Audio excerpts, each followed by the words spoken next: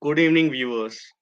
My name is Rahul Desai, and I hereby welcome you all to our second episode of Hydration Diabetes series. This online module is brought to you by Enazal Zero and in memory of Dr. K.K. Agarwal sir. Viewers, why hydration is important and which are the components of hydration and other factors associated with it. This is very important.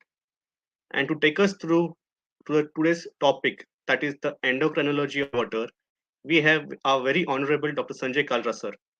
And with us today, our speaker is Dr. Saptarishi Bhattacharya sir, who is senior consultant and head of Department of Endocrinology at Max Super Specialty Hospital, Delhi. So before I hand over the platform to Dr. Kalra sir to take us through today's topic and introduce our speaker, let me have the opportunity of announcing the names of those doctors who have answered the quiz questions correctly last episode. And the name, Pratik, slides please.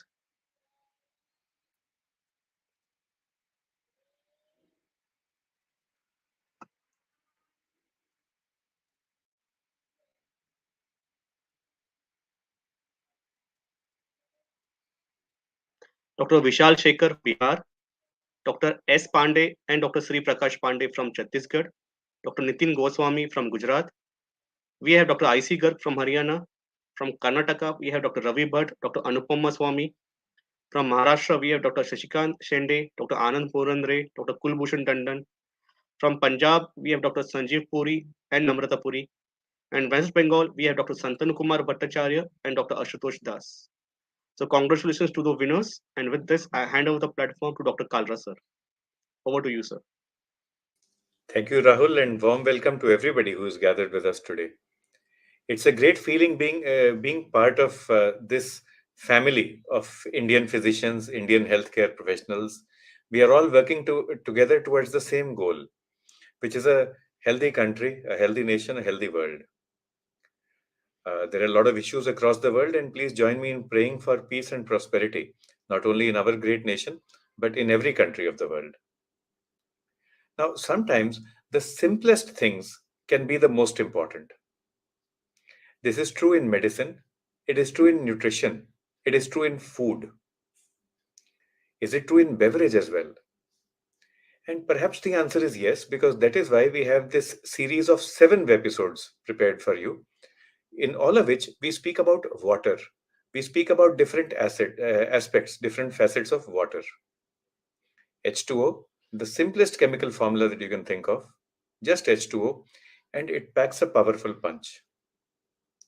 Now, when we speak of water, we can speak of the physiology. Dr. Sunil Kota did that for us 2 weeks ago. We can speak of nutrition. Water is a mega nutrient. We'll be talking about that 2 weeks from now. But to do all this, we need to understand the mechanism of regulation. Now, how does the body regulate itself? That is done with the endocrine system, with the help of the endocrine system, with the help of hormones. When we think of hormones, we think of insulin, diabetes. We think of obesity. Perhaps we think of thyroid or gonads, testosterone, estrogen, thyroxine. These are the hormones that come to mind. But let's hold on a second. Does the endocrine system regulate water homeostasis, water balance? Is water a target of the endocrine system? Is water a tool which makes the endocrine system function properly? Let's find out. And to find out the answer to these very interesting questions now that suddenly have come to our mind, we invite Dr. Saptarshi Bhattacharya. Warm welcome, Dr. Bhattacharya. Dr. Bhattacharya is consultant endocrinology at Apollo Indraprasth Hospital, New Delhi, arguably perhaps the most famous Indian hospital, not only in our country, but across the world.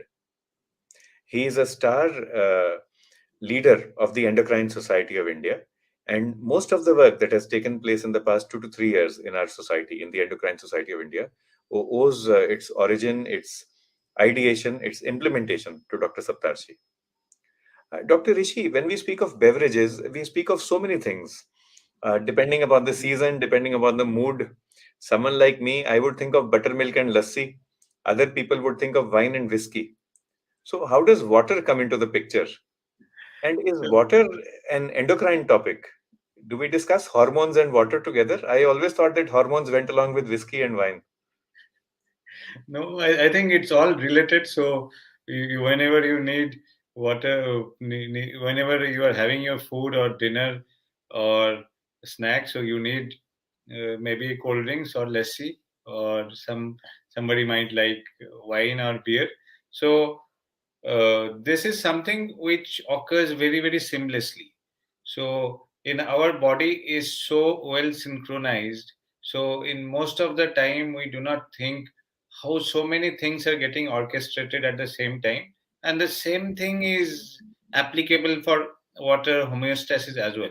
But when the water homeostasis starts getting deranged, so it can cause multiple problems. So there are acute problems and even there are slow problems, and maybe during the course of the discussion we might have a we might understand that even there is more to water homeostasis, and maybe COVID complications can also be related to water homeostasis because there are molecules which actually link to them.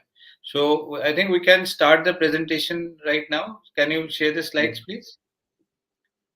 Please go ahead. Yeah.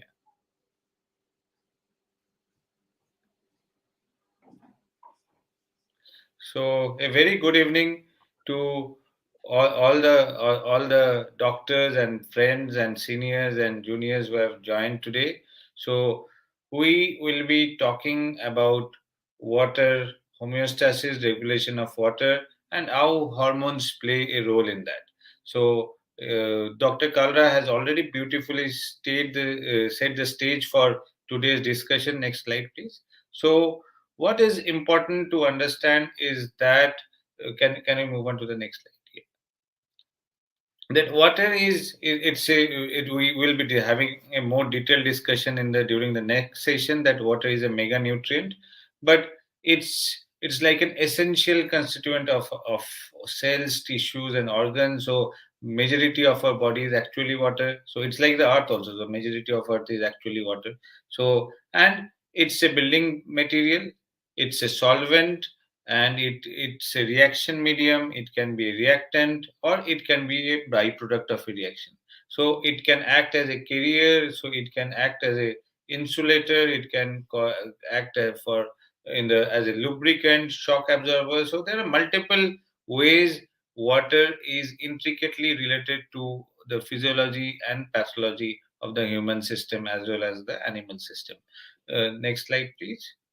So, and what is very important to understand is that water homeostasis is very very closely monitored, and there is a very strong homeostasis system which is there, and the water balance over a 24-hour period. So it does not go up by more than 0.2% of the body weight or so. So if it's more than that, then there are actually changes which start taking place, and we will try to understand all that over the next 20 minutes or so. So next slide, please. So how does water enter our system? So obviously it's we know that water we drink or take as along with maybe food. So maybe if even you are having dahi or dal, so it has some amount of water, and that does contribute to the total water intake. So sometimes if we are uh, dealing with a patient who is having a low ejection fraction and we need to restrict water, so we actually calculate these fluids also. So these are also, it's not only the water we drink, it's sometimes the water we eat also which actually play a role in the overall balance of water homeostasis. And it can be produced as a byproduct of various chemical reactions in the body, so that is also a source. So maybe it's not a macroscopic source, but obviously it does contribute to the overall water input. On the other hand, water output occurs through kidney. As we all know that urine is the primary way by which water gets excreted. Also skin, respiratory tract, and even the digestive system, the all this are actually responsible for water coming out of our system. Next slide. So what is very important to understand that this balance of water gain and water loss is very very well managed. So it's like, if we are like in an average situation, if we consider the water intake is like 2.2 liter per day, the metabolic production is around 300 ml per day, and the output will be like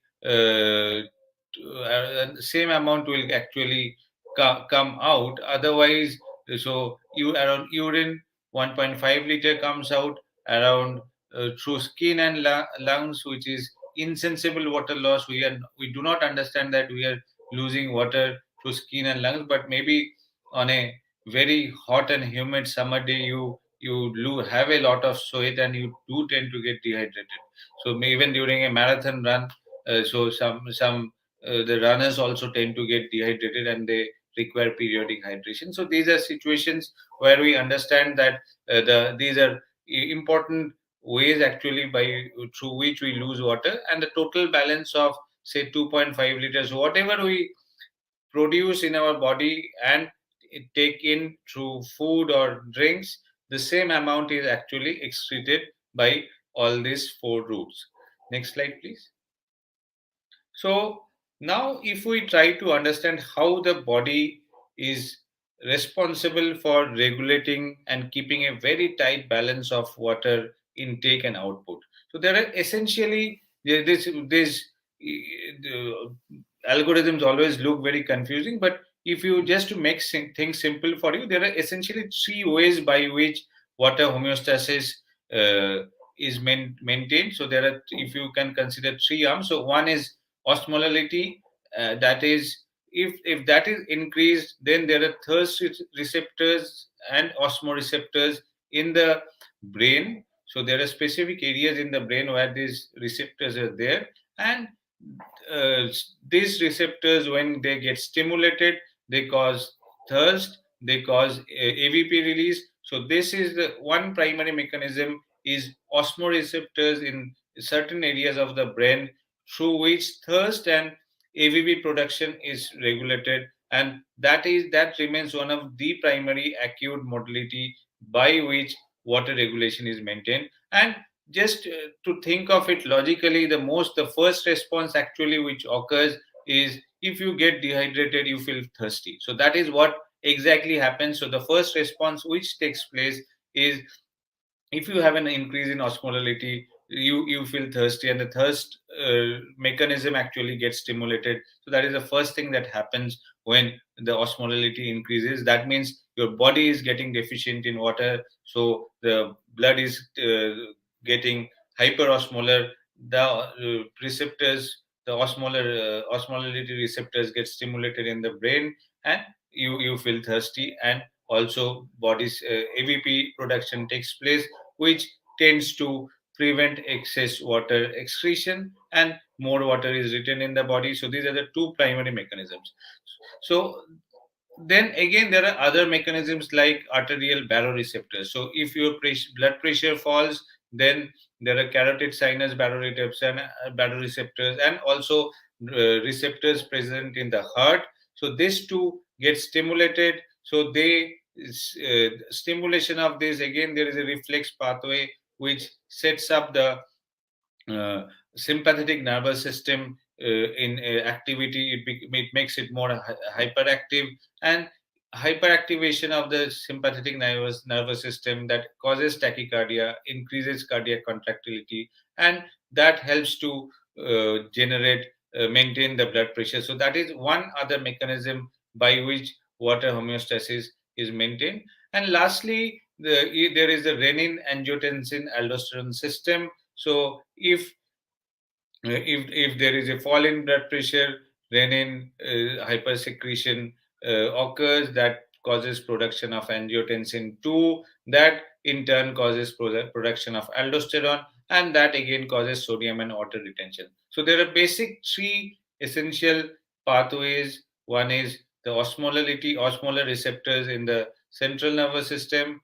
Second one, the baroreceptor reflex, and third one, the renin angiotensin aldosterone system, which takes place, which is responsible for maintaining water homeostasis. If we now move on to the next slide, and maybe if we look into thirst, so there are two types of thirst. So one is homeostatic thirst, the one which we are discussing. So if there is a fall in plasma volume, you will feel thirsty. If there is an increase in osmolality, you will feel thirsty. So this is like the closed loop thirst. This is the homeostatic mechanism by which the water volume is maintained, and obviously you might feel you might drink for social purpose. If somebody might be in the habit of drinking along with with his food or meal, somebody might be in the habit of having a large 1 to 2 liter of water right early in the morning. So these are non-homeostatic thirst, and the other one we just discussed is homeostatic thirst. So these are the two primary types of thirst, and both are and homeostatic thirst is the one which is responsible primarily first step responsible for maintaining the water volume in our system. So if the thirst mechanism gets impaired, if somebody is drowsy, unconscious, so these are situations where you actually need to be very, very careful about going into hyperosmolality, hypernatremia, and related complications. Next slide, please.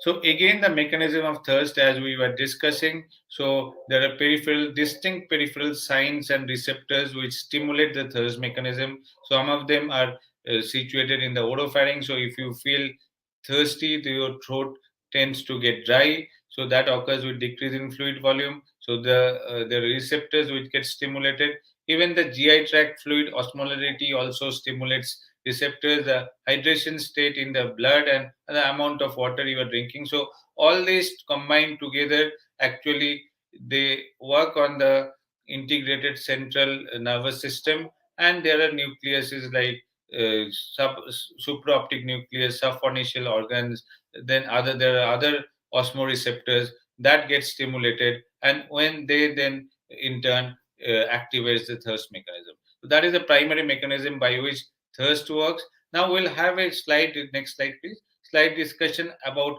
how the AVP release occurs. That also essentially occurs in the same way. So if there is hyperosmolality, there are osmoreceptors in the subpharyngeal organ, organa ventrule, OVLT. Then they are located near the paraventricular nucleus.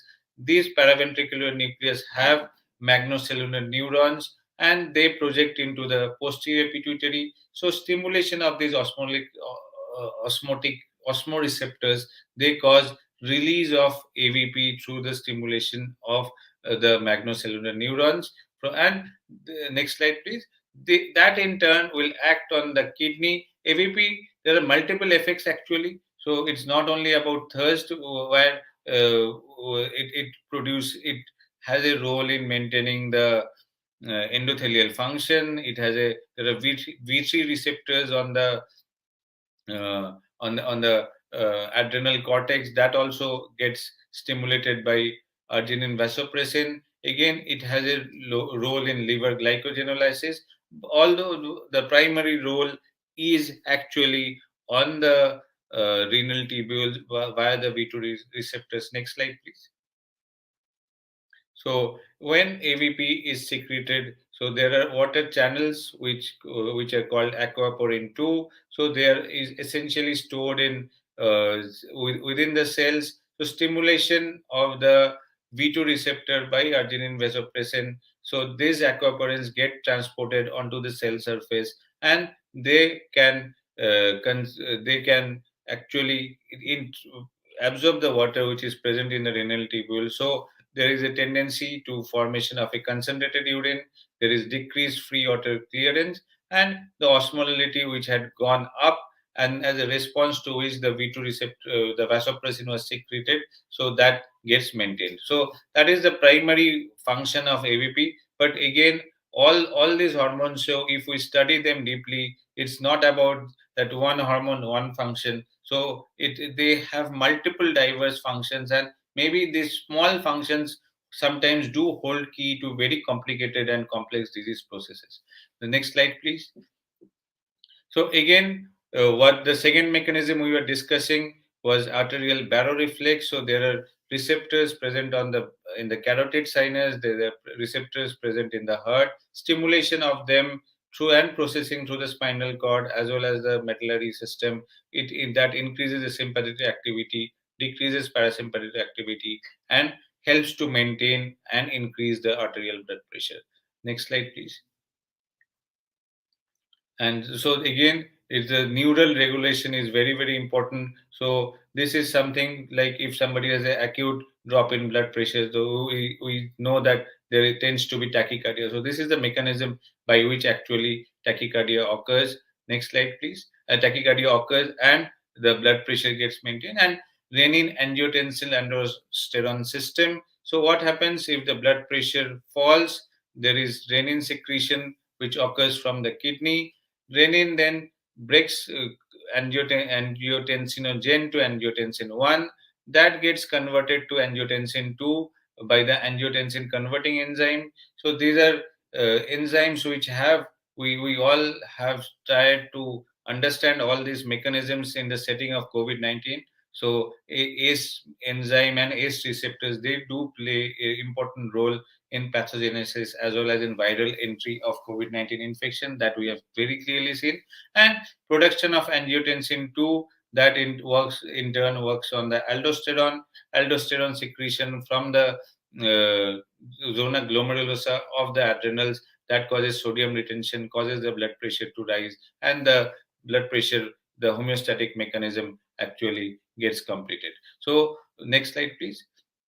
So what we also have learned that it's not only the systemic renin angiotensin aldosterone system, all organs including the heart, they have their own renin angiotensin aldosterone system. So these RAS pathways are actually responsible, say in a failing heart, they're responsible the um, uh, for the cardiac hypertrophy. They're responsible for vascular damage, so cardiac remodeling. So all this occurs through RAS, and that is why RAS inhibitors have emerged as a very important therapeutic tool for treatment of so many disorders, including cardiac and renal dysfunction. Next slide, please. So even glucocorticoids also play a role in water metabolism. Next slide. The thyroid also plays a role in water metabolism. So almost all the organs, directly or indirectly, they do have an impact on controlling the water metabolism, maintaining sodium and water balance. So what we see is that if somebody is having, say, hypoadrenalism or having hypopituitarism, so many of these patients, they tend to develop hyponatremia, and that is because of the impact of deficiency of glucocorticoid. So there tends to be, so it again, glucocorticoid has a water retaining effect, sodium retaining effect. So if that is lost, so there tends to be the loss of sodium, and that causes hyponatremia. So next slide, please.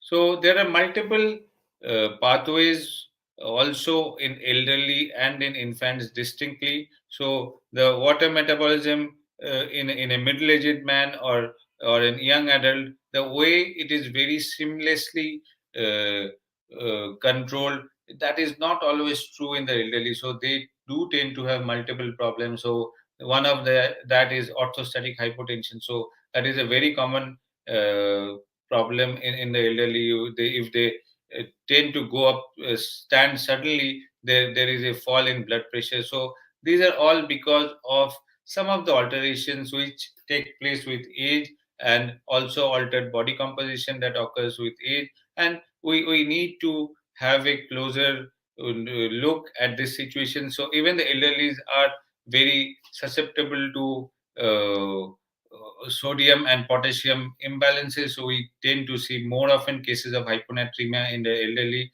So that is why sometimes we give diuretics like thiazide, and somebody gets drowsy, and we check the sodium, it's around in the range of 123 or 125 milliequivalent per liter.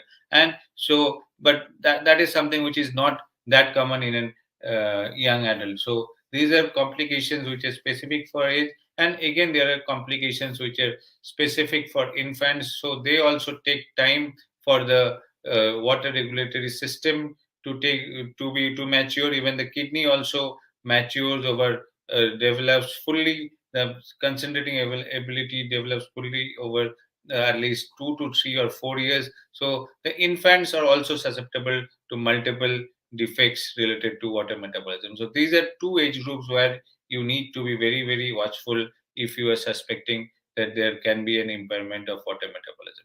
Next slide. So again, there are serious clinical implications of disturbances in water metabolism. Some of it is well known, like diabetes insipidus. So it can be central or nephrogenic. Central diabetes insipidus usually occurs due to damage to ADH. It can be congenital. So where is it? There is a congenital ADH deficiency, and it can be after a trauma, or it can be after tumor, or after surgery. And traumatic brain injury or surgery actually has a triphasic response of related to ADH secretion. So that is something which is very, very interesting. Maybe we can have a discussion on that someday later. So on the other hand, if there are certain conditions which actually stimulate excess ADH secretion, there is inappropriate ADH secretion, that is the syndrome of inappropriate ADH secretion. So these patients, again, they tend to have hyponatremia. So that is another clinical problem which is or encountered very, very often in clinical practice. Next slide, please.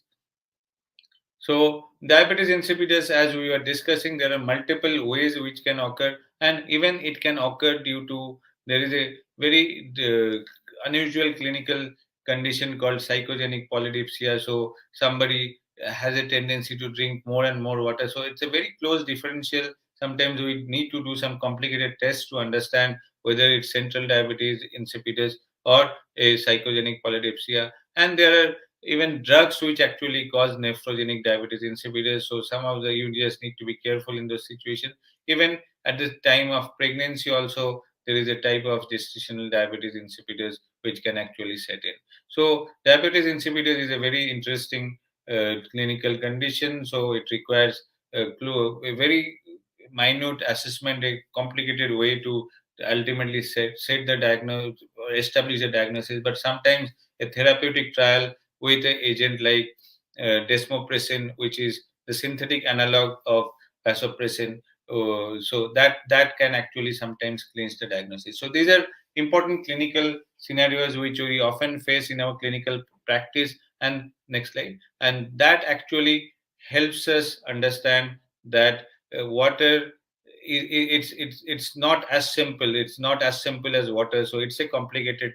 At least the mechanism of this regulation of this molecule is quite complicated in our system. And even if there is a minor error in that pathway, that there can be multiple disorders which can sometimes be even critical. So with that, I will request Dr. Kalra to now come join back. And if there are any questions, that I will be happy to answer. So should we have the questions first, or go to the quiz directly? We can do the quiz first. Yeah. So the quiz number 1 is specificities related to body fluid homeostasis are: A, more body fluids; B, higher water and electrolyte physiological losses; C, immature renal function; and D, all of the above. So the question is, specificities related to body fluid homeostasis are: A, more body fluids; B, higher water and electrolyte physiological losses; C, immature renal function; D, all of the above. The next question, question 2: which patient is at more risk for fluid volume deficiency? A patient who has been vomiting and having diarrhea for 2 days, a patient with continuous nasogastric suction, a patient with an abdominal wound vac at intermittent suction, and D, all of the above. So the choices are: A, patient who has been vomiting and having diarrhea for 2 days; B, a patient with continuous nasogastric suction; C, a patient with an abdominal wound vac at intermittent suction; and D, all of the above. So please send in your answers to this, and if there are any questions related to today's discussion, I will be happy to answer. Over to Dr. Kalra. Thank you. Thank you, Dr. Saptarshi, for that wonderful talk. And you've mentioned how water, which is so seemingly simple, is interconnected with all our hormones. The posterior pituitary, the adrenal, that is corticoids, glucocorticoids, the kidney, that's renin-angiotensin system, and also the heart. So virtually each and every part of the body is linked to water metabolism, and this is all done through hormones. Dr. Satachi, people from all across the country greeting you and thanking you for your lucid talk and compliment that is coming for you. You are a very euphonous endocrinologist. Euphonous, euphonous endocrinologist. So that's a nice compliment. First time I've heard someone in endocrinology getting that. So thank you for that compliment. Uh, a question from Dr. Sanjeev Puri, that is, how do we monitor urine output in indoor patients?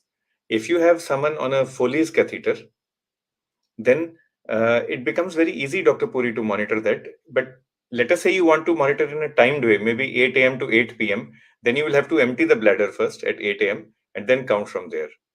Dr. Saptarshi, any comments, any ideas, urine output monitoring in the indoor and also in outdoor patients? So again, so that is something in outdoor, it slightly becomes cumbersome, but we sometimes do tests for 24-hour urine collection. So somebody is suspected to have, say, pheochromocytoma, and we want to do catecholamines or metanephrine. So what we do is that we ask to empty the first morning urine sample should be discarded. So we start from the second morning urine, and each and every drop of urine should be collected. So even so that is very, very important. And at the so the next day you collect the first urine sample in the morning, and then you stop over there. So that is the way to precisely collect 24-hour urine and monitor and measure the 24-hour urine output. Right. Would you like to speak about diabetes insipidus, Dr. Saptarshi? How do we monitor a patient who is being treated for diabetes insipidus, clinically as well as biochemically? So again, so diabetes insipidus is again usually of two types. One is central diabetes insipidus, and another is nephrogenic diabetes insipidus. So central diabetes insipidus, there is essentially a deficiency of antidiuretic hormone. So we are replacing, in this case, antidiuretic hormone by an analog of antidiuretic hormone or vasopressin, which is called desmopressin. So again, it can be given in two ways. So there is a nasal spray, and sometimes we can also use a tablet.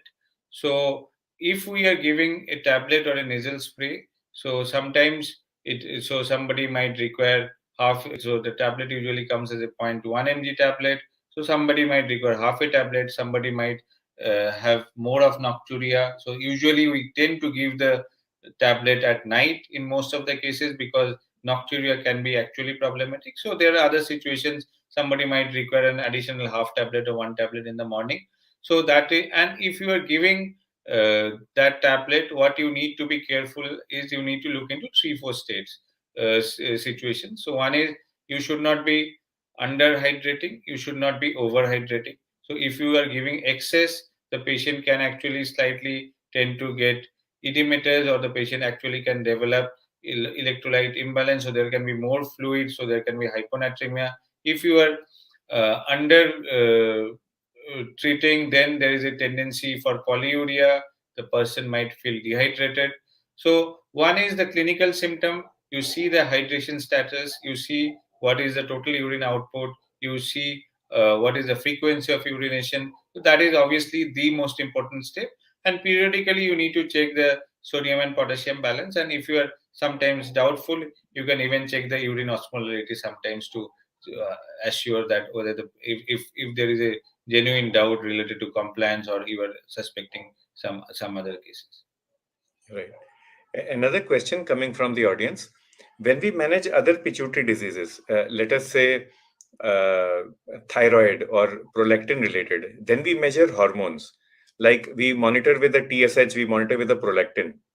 Now, if there is vasopressin deficiency, then do we check vasopressin? So again, that is a very important question, which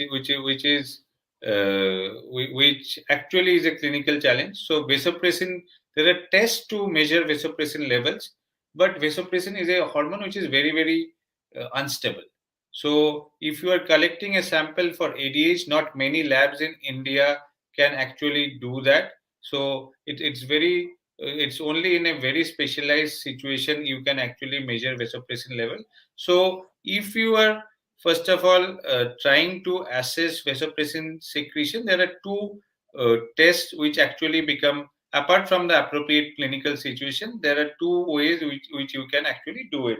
So one is a test called water deprivation test. So if you are not allowing a person who is having say diabetes insipidus and having polydipsia and polyuria, and so if you do not allow the person to take water, so that requires admission, it requires monitoring. So in a supervised scenario, if the person is not allowed to take water, and you monitor the weight, you monitor the urine osmolarity, you monitor the serum osmolarity, and once uh, that after a certain time, when you reach a certain threshold that the urine osmolarity and serum has actually stabilized, you actually give a dose of desmopressin and see what is the response to further differentiate. First of all, you will first of all understand if you're depriving water, whether the person is able to concentrate urine or not. So the normal response is that the urine osmolarity will keep on increasing.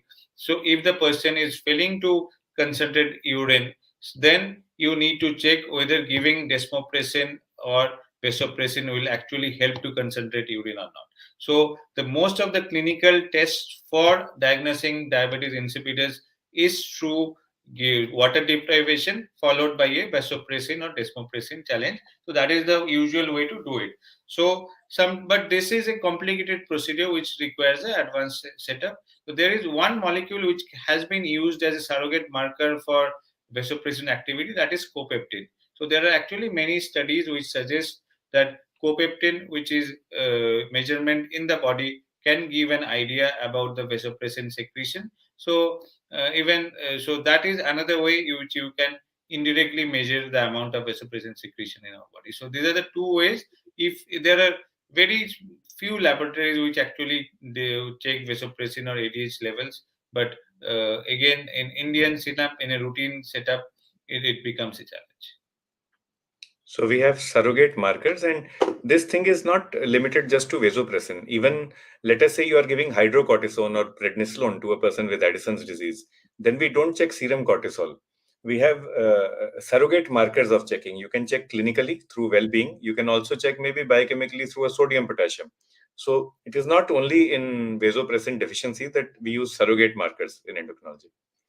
Another question, Dr. Saptarshi, coming from the opposite end of the spectrum, that is, this is from Dr. Bipin Bihari Singh Sharma. He asks about water logging, excessive water. What are the early signs and symptoms, and how do you manage it? So again, if somebody is, the body's mechanism is usually very efficient. So if you take excess water, so that will normally pass out through the urine. So water logging will actually take place in some sort of disease. It's very unlikely that a normal person will have water logging. So again, it can be because of three, four mechanisms. So one is, if somebody is say having a derangement in kidney function. So if the kidney is not working properly, so if the water which should be excreted is retained in the body, so that is one scenario.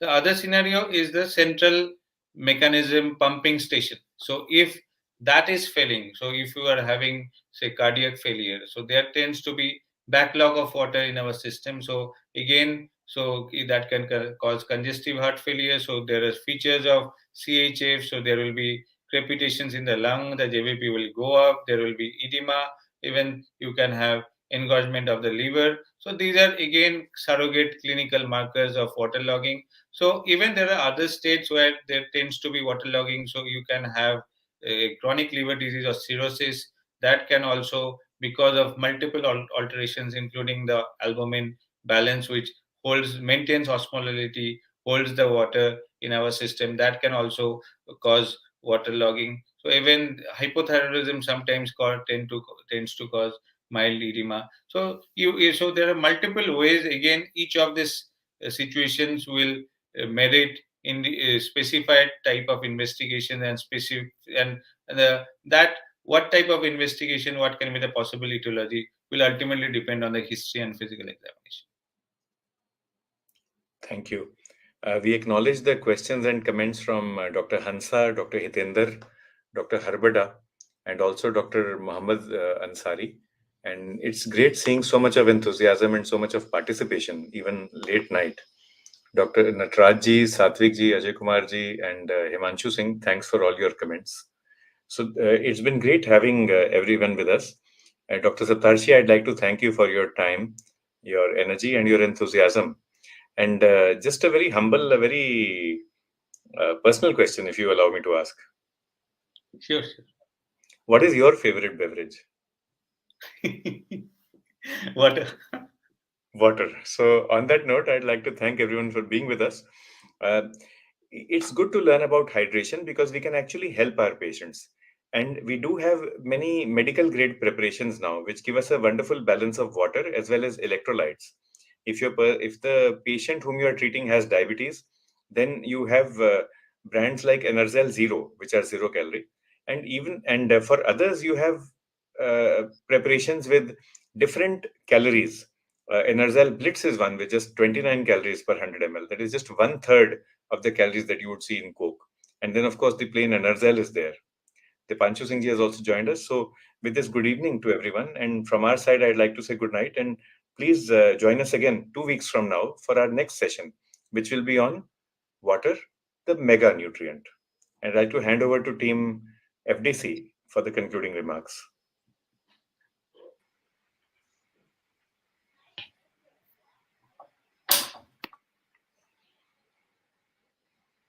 Thank you, Dr. Bhattacharya and Dr. Kalra sir, for taking us through today's topic, which seemed very simple, but the content and the depth of the knowledge was on a higher side. Thank you so much. Thank you, viewers, for attending the session, on taking out time in this evening. Thank you. Good night. Good night.